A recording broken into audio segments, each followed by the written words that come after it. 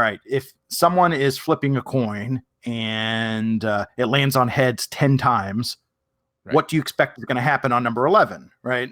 And so under my answer being a statistical guy is like, well, the odds are 50-50, even though it's been 10 times on head. And then the guy's on the looks at me, is like, no. What do you think is going to be the next flip? And I said heads. And he said, why? Yeah. I'm like, because I think there'd be something wrong with the coin at that point. Right. And he's like, bingo, right? So, and the moral is not necessarily that there is something wrong or rigged, or I'm not suggesting that. I'm saying that there's some kind of reason why. It could be a completely legitimate reason. Like it could be, Absolutely. it could be just it could be a weighted coin that wasn't made properly at the mint, right? It doesn't have to be on purpose, but we're saying, okay, well, there's something wrong with this coin. Let's figure out what's going on. And that's, I think, option trading, particularly volatility trading in a nutshell, is finding, that edge, something that is repeatable, right? And so, because there are lots of opportunities that pop up, on occasion, right? Like something like, let's take Lyft, because it just came out and the options just came out for Lyft. And so there's a ton of volatility. There's probably going to be some arbitrage opportunities there just because, pricing isn't necessarily set. We don't really know. Company hasn't come out with earnings yet ever. Valuation could be way different. There might be some opportunity there, right? But that's a short-term thing. We can't count on that. You can count on maybe some opportunities in Lyft in the short term, but it's not necessarily something that you can make a career of, right? I mean, you don't know when different IPOs are going to come out. You don't know how the options trading is going to be. So we're talking about something that's repeatable. And I think that volatility trading gives you that. It's something that actually has an edge that is generally something that you can use over and over again. As long as you're using proper risk management, it's something that you can do regularly. So that's why that's an awesome explanation. That's exactly, Dimitri and I did a little bit of a video on, we're building a trading model. And this is exactly what he's about, is like just that exact thing. Well, maybe there's something wrong with the coin here. And so how do we look at that? How can we get a slight edge and use that edge to our advantage? Do you have any feelings on Lyft coming up this week? Have you looked at Lyft at all this week? Or just I have. I wanted to do a trade. I have my capstone sort of trading service is generally we generally sell put credit spreads, and then I just hedge against overall market downturns. So I call it like a hedged put credit strategy. It's sort of like a mini hedge fund strategy. And so I was looking at Lyft because as earnings come up, I don't trade through earnings like 95% of the time. I don't like trading on earnings, particularly, put credit spreads. There's just too much gap risk. And so as we get close to earnings, the amount of opportunities to do put credit spread starts to diminish until those earnings start coming out. And then there's some really good opportunities, but like the month, I don't know, like I usually like to do about 30-day trades. So the month before earnings, it starts to get a little bit, I have to be kind of picky and maybe start using some index ETFs and things like that. So I was running out of some of the stocks that I really like to trade in. I was getting to close to earnings period. So I started looking at a couple other things. And so of course I looked at Lyft because there's a lot of excitement there. And,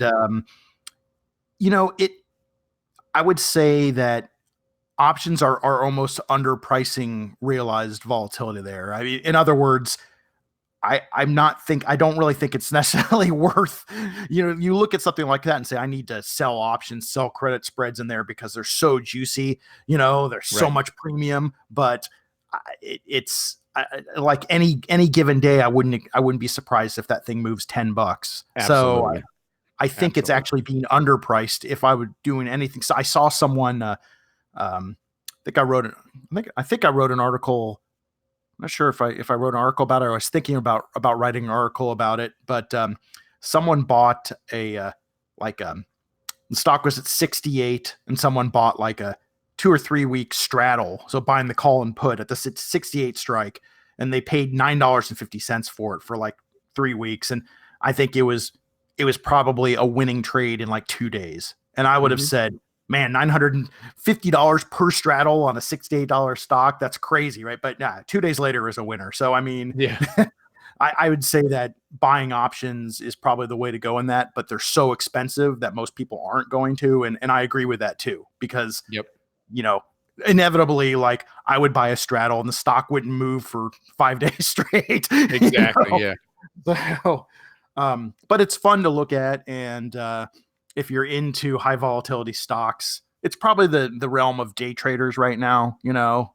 Yep. Position traders probably going to wait for there to be an earnings report, and maybe they'll also have to take into account the lockup period too, because once that's over with, you know, there's going to be a flood of potential selling or, you know, movement of some sort. So, well, can you tell me actually because this is what I like to do a little bit with Will, is like just to give professional traders kind of a view into their world. If you want to get on the Chameleon right now and just show us what you kind of look at the start of a week, right? You got the week coming up, and can you just kind of, you know, give us a view into your world of what you kind of just, how you go about, you know, the grand overview, to look at like, okay, this is what I kind of do for the first, you know, 5-10 minutes before I get going for the week. And this is what I look at. Can you just give us a kind of rough on that? yeah, I think it'd be absolutely. interesting for people. Now, so keep in mind that I generally like to trade on the short side. So I wouldn't say I'm a pure volatility seller, but I prefer to be selling rather than buying. That's just kind of my my DNA. My trading DNA is I'm just not that comfortable being a long volatility, long gamma sort of trader. You know, I'll do it if that's what the market is saying I need to be doing, but I tend to be I tend to be on short volatility side. So, well, actually, I'll get back to that. But I was going to say, you know, I definitely spend a lot of time looking at at this credit put spread situation. But let me get back to that because I want to start a little bit more generic. This is a good one right here. Option block trades. I write about this. I'm telling you, like Yep. once every 2 weeks, I will mention that you need to be looking at option block trades, because the funds, and as someone who I did some time at a hedge fund, I was a market maker. I worked on the software side on Wall Street, on trading floors and places like JP Morgan and places like that. So I've seen stuff from behind the scenes.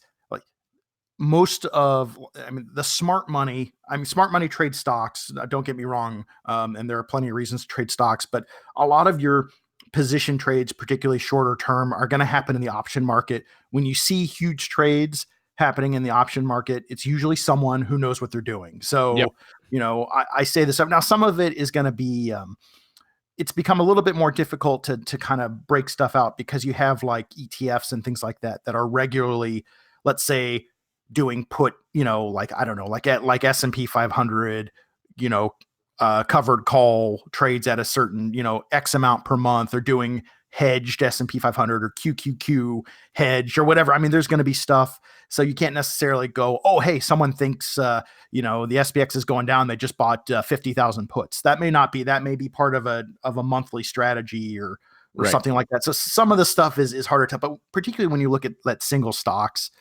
so let's just look. So, I mean, you can sort it by, whatever you want. I like to look at just big quantity trades. Sure.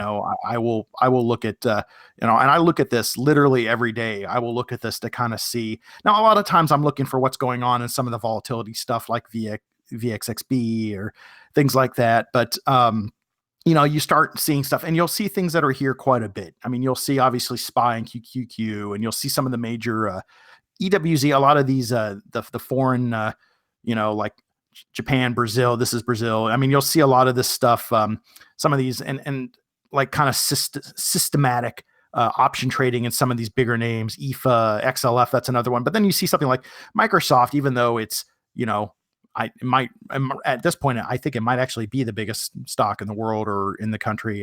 It changes, every other day. But right. even as big as Microsoft is, it doesn't actually show up at the top of this list that often. So I might look at that and say, hey, what's going on in Microsoft? And, in this case, we're looking at a July position. So this is probably something, it's probably going to be Scroll down a little bit. I opening. can't see that one. I Oh, don't think. sorry about that. Yeah, there we go. You see this now? Okay, here we go. Yep. Yeah. All right. So, this is a, over 20,000 of a call here, and there's only 11,000 open interest. So this is probably an opening position. And so we'll look at this, the stock is right there. This is an at the money call. And someone paid 570. Someone actually paid above the market. So that this was agreed upon price. This was probably done. Over the phone. And, like a major fund and a banker got on the phone and say, hey, let's do this trade. Let's put it up at 575. So it does come across the exchange. It is, but this was probably an agreed upon price whenever it's not actually within the bid-ask spread. This is probably something that's agreed upon, but someone, spent it, since it's above the ask here, someone, almost certainly it's someone buying. So someone is taking a very long position, very bullish position. They're spending $11.5 million to get long, a 120 call in Microsoft in July. So that's after earnings. So several months after earnings. In fact, it might already be into the following earnings period. No, I guess no. Yep. Yeah, no, it would be. Yeah, it would be. So, so this could be, so this could be kind of a longer term position. I mean, we don't exactly know what's going on, but we know this is a very bullish trade. And I might think about that. I might think about, all right, if I'm looking for a 2-3 month long position, I mean, Microsoft is something I want to consider, or conversely, if someone's spending $11.5 million on one Microsoft trade, right. Maybe tech stocks are not about to fall off a cliff. I mean, with something like Microsoft, you can actually kind of extrapolate that out to a bigger market, right? Because if tech stocks take a dive, it's going to take Microsoft with it, pretty much no matter what good news they have. So, hey, everybody, just to cut you out for a second there, Jay. Mm-hmm. I see people writing questions in the chat. Guys, that's not the place. Just click on the questions button. It's down below on the right-hand side here. There's a questions tab. Just click in there and type your question in there, and we'll get to them in just a sec. Jay and I will just hang out and answer all your questions for you. So I'll just pick that one because that actually has to do with something you're just talking about.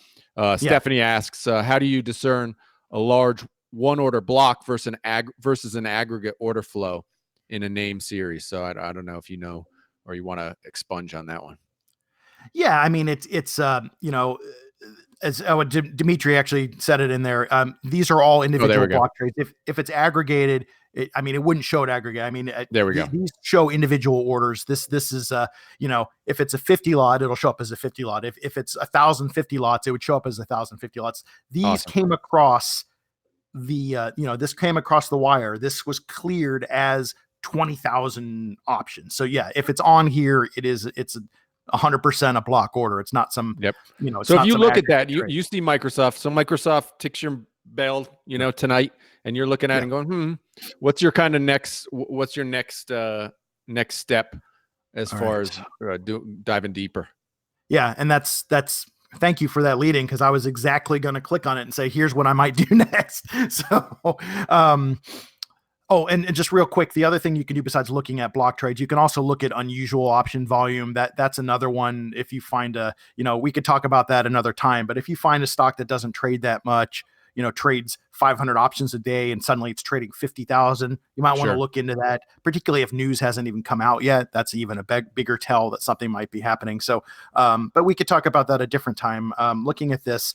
So again, as a volatility person, the very first thing I go to, the first thing I look at is I look at news. I may look at a couple different news sites and pull up a couple different news situations and make sure that I haven't missed some major news item, So, I mean, because there's so many stocks out there, we're all busy doing different things. Microsoft could have announced that, they were buying Apple and I might not have seen it. No, exactly.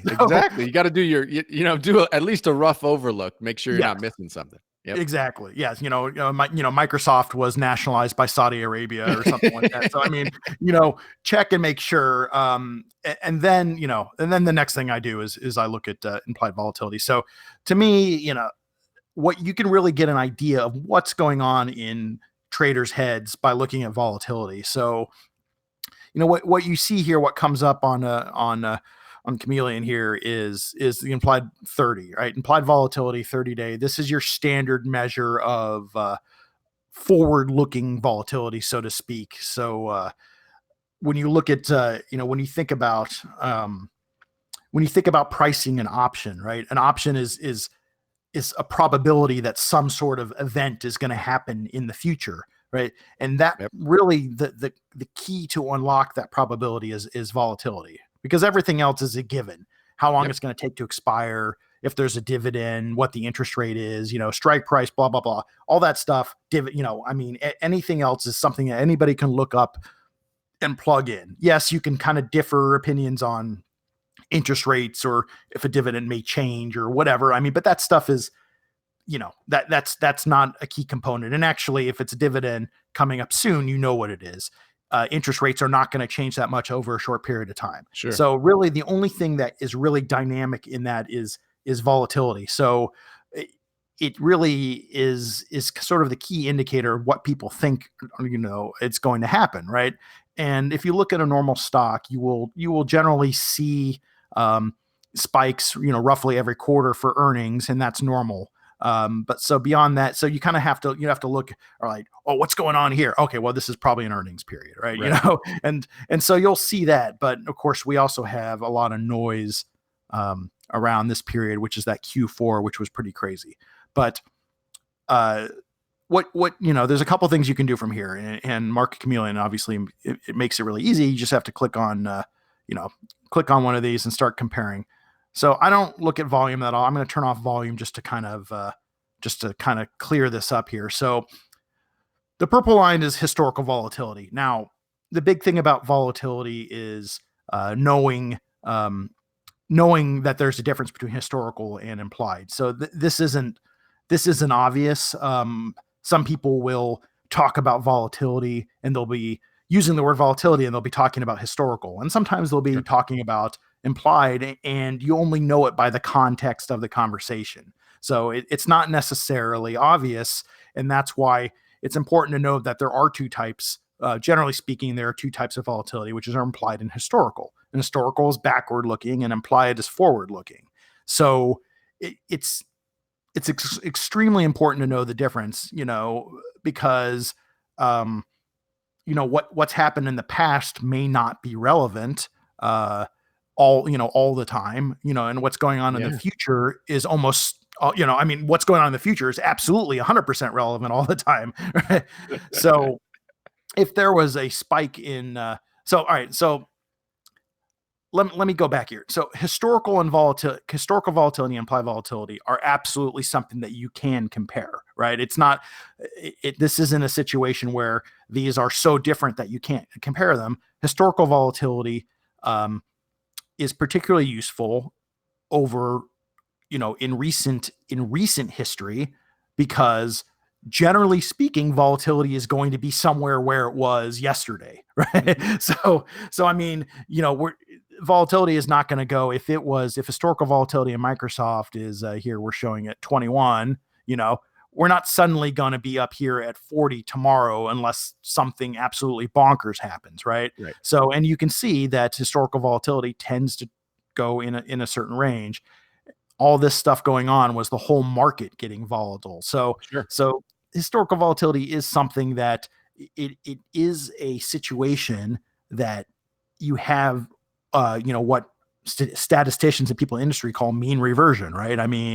You'll hear it when it comes to stocks, things like 50-day moving average, 20-day moving, 200-day moving average, all that stuff. That's all the concept of mean reversion. The problem is with stocks is that it can take a very long time for stocks to mean revert. Volatility, on the other hand, statistically is much quicker to mean revert. So when you're looking at historical volatility and implied volatility, if you're seeing implied volatility getting a lot higher than historical volatility, you could start, looking at what the situation is, but there's a good chance that historical volatility is going to come back in line with that implied volatility is going to come back in line with historical volatility in the near future. All right. So I used to look at that religiously, but as I've become more, but as you got burned, you learned to not do that. As I've become more educated in volatility, I still educated, aka lost money. I don't know what you're talking about. It is an expensive education. Yes. No, I definitely have found that, I definitely have found that it's just one piece of the puzzle, right? You can't just you can't make decisions off of implied and historical alone. And becoming, there is some truth to my becoming more educated part. It's not just losing money, although certainly that is part of it. The thing about historical volatility that's very interesting that I've learned is that there are about 1,000 different ways to calculate it. So what we're looking at here is going to be, end of day. And Dimitri can correct me if I'm wrong, but I'm assuming it's the normal one, which is market close one day to market close the next day. And that's the standard way of looking at volatility is you take your end of day price, and that's the only number you're using when you're looking at historical volatility.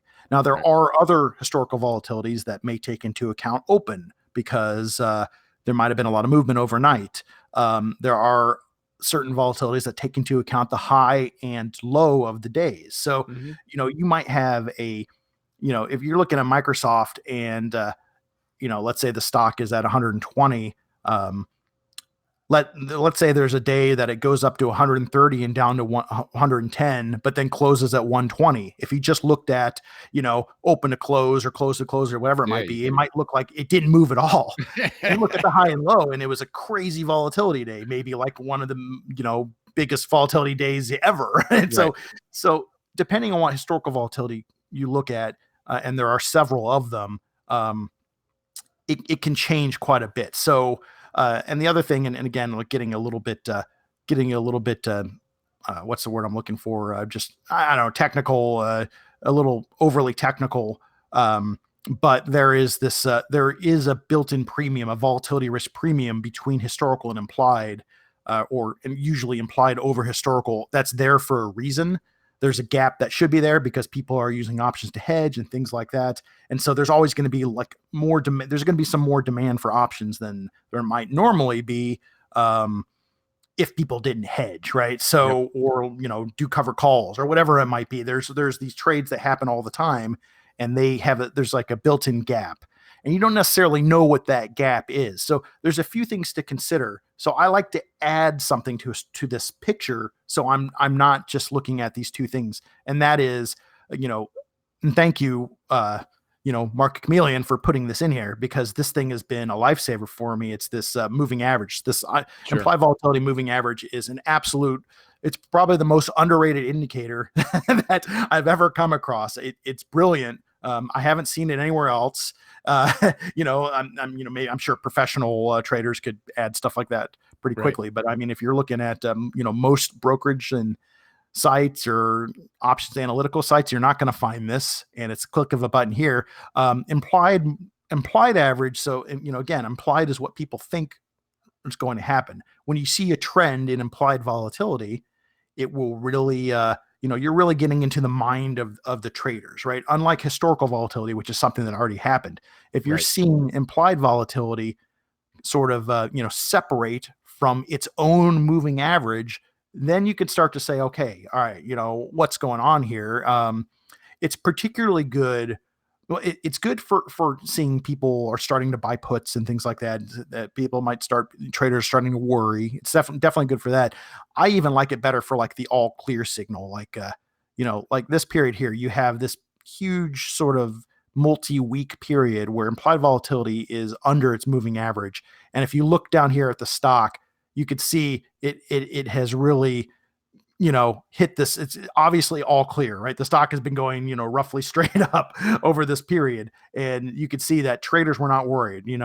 Traders are selling their options or they're not hedging or, whatever it is that they're doing. Implied volatility is going very, very much on a downward path. Sure. Stock is going up. Granted, we're talking about the market sort of recovering from a down period, but there's no signal here to suggest otherwise. If you were a person that got out of Microsoft during this period, you could have looked at this, you might have said, all right, well, I don't know what's going on. Oh, it's spiked back out here. All right, now it's down. All right, I'm ready to get back in. And you would have done really well in that period. Sure. And you could find examples like this. I mean, I could pull up just about any stock and you could find examples like this where, and other situations where a stock maybe didn't recover as much and you might not have gotten the same, sort of all clear signal. Now I hadn't actually looked at Microsoft until now. Sure. It doesn't surprise me that's what happened. No, but that's great stuff right there, Jay. That's great stuff. Hey, why don't we get into these questions? We got about, 10 questions lined up here. You want to bang some of these out? All right. Can you see them there? Yes. All right. So first one's from Larry. Larry's asking, what's the best strategy for using volatility with quarterly earning reports? And I think you got into that a little bit, right? About how you just kind of avoid it if at all possible. Oh, I see here. Okay. All right. I got it. Sorry. I was messing around with my screen here. Okay. All right. So that's an excellent question. There are people that basically, just make a living off of trading earnings, and absolutely. It's interesting. And let me see if I can find something with a little bit less noise. Maybe so. Let's look at, I see IBM up on my screen. So let me see if that one is, that's a little bit better. The problem is we have this hairy period here that, the graph will probably, if we were to go back to, before this market downturn, we would have situations like this, where you would, it looks like it's happening again here. You'd have these situations where every quarter you'd have this spike in volatility and then it would come back down, and and the logical person would say, well, why don't I just buy volatility ahead of time and then, sell it afterwards or whatever. And that would be a really good, thing that's a good process to go through as an option trader. Like, this looks like a repeatable opportunity. Excellent. Awesome. Good strategy. You're doing a great job. Tell me why it's a bad strategy.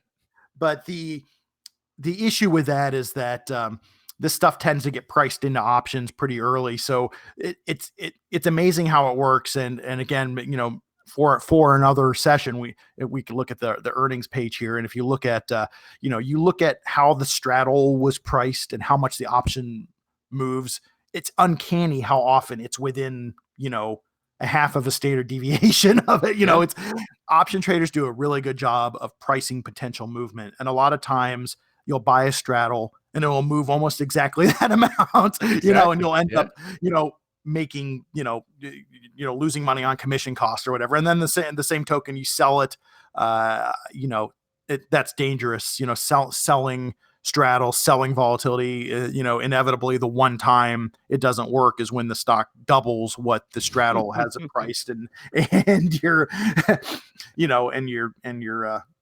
in Chicago, they call that the O'Hare spread, where you put on the spread and you get on the plane at O'Hare and you leave and you don't come back. So, I call it the monkey spread, where you get your face ripped off. You have a monkey for 20 years until the day it goes bad and it rips your face off. You just got it. It works.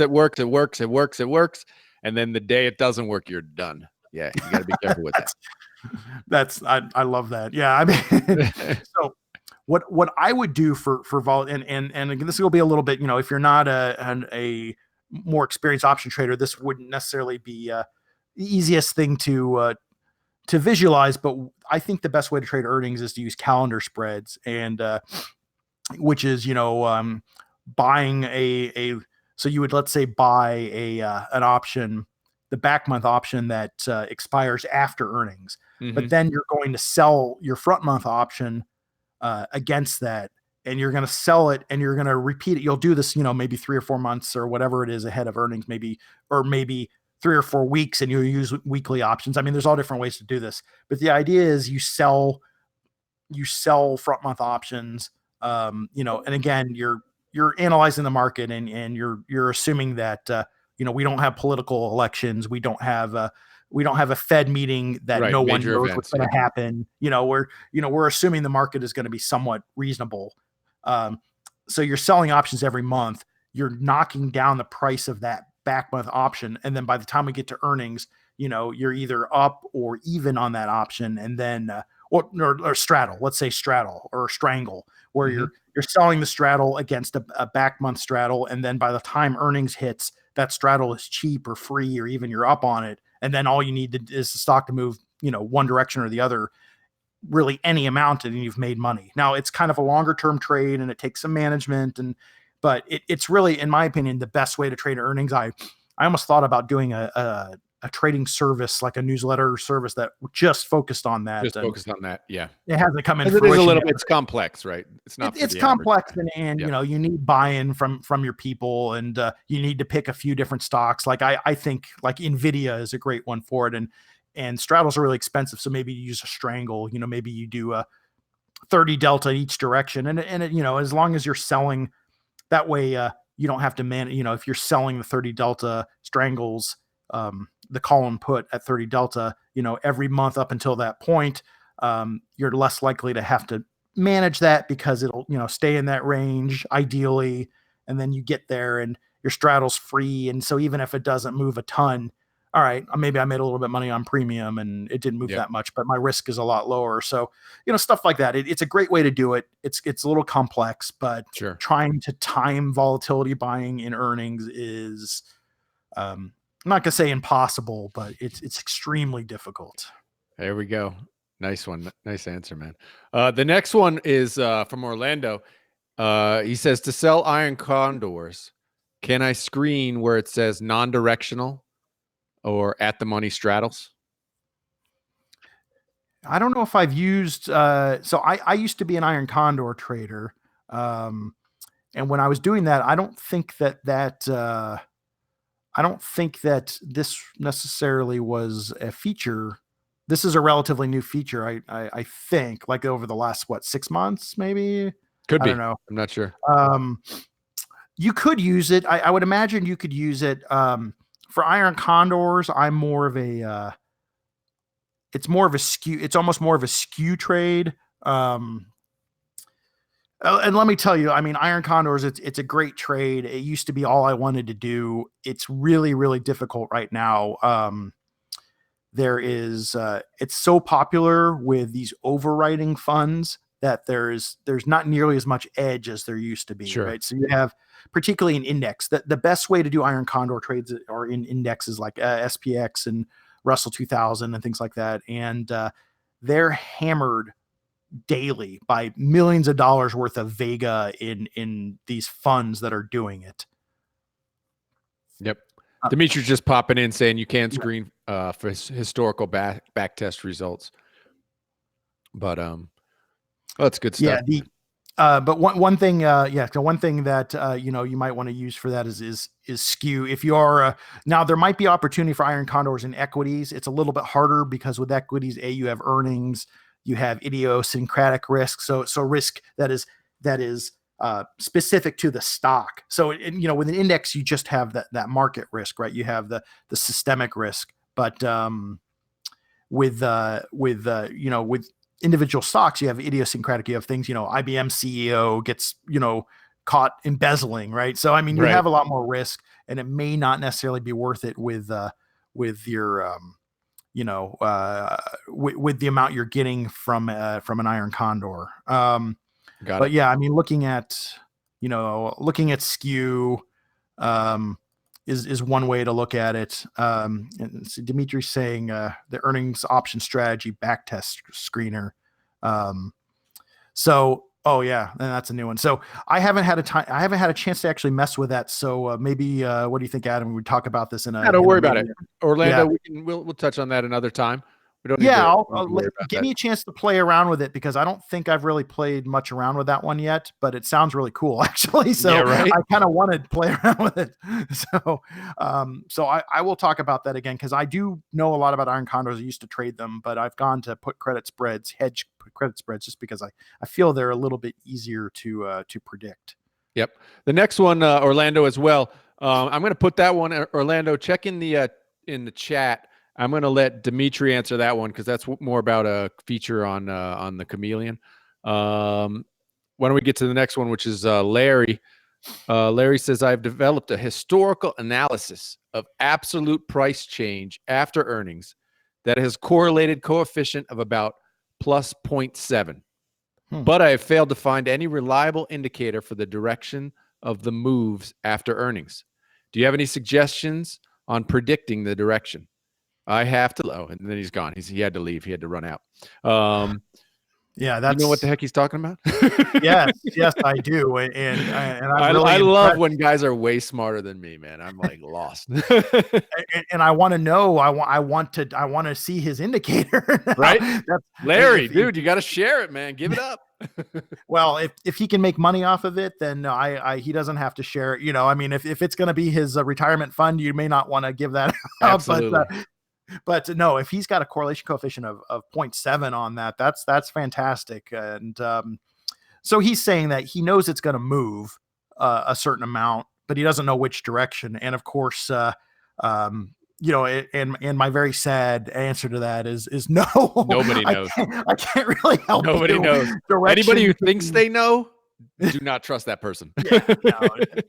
Picking direction is it sounds funny, but it's the freaking hardest thing to do in trading of any instrument. You know, whether you're futures, commodities, like currencies. I don't care what it is. Directional trading is so hard. That's why I trade volatility. It's a lot more predictable. You have mean reversion, you have clustering, you have properties that are very much repeatable. And so I try not to pick direction, even put credit spreads. Yes, they are somewhat directional, but I'm not necessarily counting on the stock going up. I'm just, what I'm counting on is that we're not going to plunge, and that we're either going to move sideways or we're going to move down slowly. We're going to move up slowly. Whatever we're doing, pretty much any scenario outside of a crash is probably going to win. Those are the sort of put credit spreads I'm looking at. So even though they do better when the market goes up, I'm not necessarily counting on that. And that's the closest thing to direction that I will do. Yep. I think that there are opportunities to do something with your with this historical analysis, though. I mean, if you know an absolute price change, then you can start looking at straddles and saying, do you think the straddles are overpriced or underpriced? There you go. Straddles are telling you an absolute, just like you've done. Straddles are telling you an absolute direction. I'm sorry, not an absolute direction, an absolute move. What straddles are telling you what the market thinks is an absolute move, right? And so if you can, if you can harness, the straddle information, which you can find on the site as well, and and that your own analysis, then you might be able to find a situation where you can, do some sort of hedged, straddle, buy one straddle, sell another, or whatever, or just buy or sell the straddle and hedge it with equities or something like that. So I think there's a ton of opportunity there, and I encourage you to pursue that. Awesome. Larry, it sounds like you're in a good position right there. Hey guys, just remember, if you can click that poll, you can see actually we got 71% of the people who've joined us today have used volatility in their trading. So that's interesting to know. But we welcome everybody here, all our premium Chameleon members. Love you guys. Guys, if you click on the offer there, it's just you can get in touch with Jay. You can follow, see what he does. He puts out some amazing reports on his view of the market, options, and all the rest of it. So you can check out Jay under the offer section. Why don't we get to Steven here? Steven asks, would you consider options volume spike for a number of days in the last 2 to 3 weeks? Would you consider an options volume spike for a number of days in the last 2 to 3 weeks? Would it be worth a closer look? I guess he's saying. Can you make sense of that question? It's a little bit. Yes, if you take out, again, it's sort of, you have to see what is it news driven? Is it earnings driven? If some big news item came out, that's generally going to result in higher options. If earnings are coming out, if there's something that's come out that makes it obvious, then it may mean something. If you're seeing a spike in option volume and there's really no reason behind it, then that's something you might want to start looking into. Why are people suddenly trading this? What's going on? What are people trading? Start looking at the actual trades, look at the order sentiment, something you can also see. The Chameleon's full of fantastic tools, but you can start looking at things like, the the various how the sentiment has changed based on what people are doing, calls and puts, buying and selling. You have the 30-day, a 5-day, so you can start looking. All right, option volume is picking up. Plus, every period we're getting more bullish. For instance, I'm just theoretically speaking. Well, you can't actually. That's what's going on here from a notional perspective. You could see in IBM, bullishness is increasing now. If that came with a significant spike in trading volume, then all right, hey, maybe there's people are expecting a lot of good news out of IBM, and these are people who have staffs of PhDs and billions of dollars of expensive software and whatever else. So all right, Sure. so yeah, I think that's a Yep. so yeah, so the answer is yes, but you need to do your due diligence and figure out if there's anything obvious that's driving that volume. Yeah, I mean, I think if you watch whatever CNBC, you see the Nigerian brothers. There are guys who specialize. I mean, this is people's entire trading strategy is just looking at these volume spikes and what they call following the smart money. Right? That's what they say. Yep.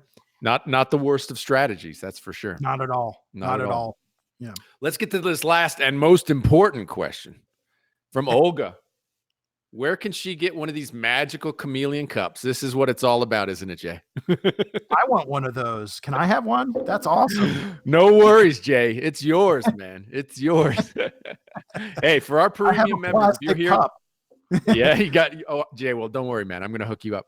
Anybody who's here live right now, send me an email right now because you hung on. You stuck through this and stuck through my air. Send me an email, Adam@MarketChameleon.com.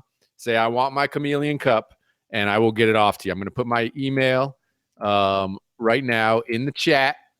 And you guys, everybody who hung out with me, if I get an email from you in the next 10 minutes or so, just send me your address. Tell me where you want it sent, and I will absolutely send you a chameleon cup. I appreciate everybody for hanging out with us here today. There's my email. And thanks so much, everybody, for hanging out and staying with me. Olga, thanks for that question. Everybody gets a chameleon cup. Boom. But for all of you who are waiting on the Game of Thrones, I got my goblet as well. Do you see that? Can you see that, Jay? That is a full-on goblet. What's in there? Just what are you going to put in there for Game of Thrones? It's vodka, of course. So I'm wondering if I should. I had Sam Adams planned for tonight, but I do have scotch too. I'm wondering maybe I should go heavier for this. Well, we're just about finishing just in time, so everybody can get to themselves together, get ready for the Game of Thrones day. Absolutely. Oh wait, Olga's saying one more question, please. Oh no. But awesome stuff. Thank you so much, everybody, for joining us today. This is going to be first of many. Jay, thank you so much. Remember, everybody, here in the offer section, you can click on that. Go to Investor Alley. Check out everything Jay does over there. He brings out some great stuff, great information. Jay, thanks so much for joining us tonight, man. Appreciate it. Thank you. Thanks for having me. All right. Remember, everybody, I will send out a replay of this. I'm going to actually, and we'll have that out for you, I think, by tomorrow. So everybody can watch it again. You can fast forward, get to the questions, get them answered, and have a great evening, everybody. And thanks for joining us. See you, Jay. Bye-bye.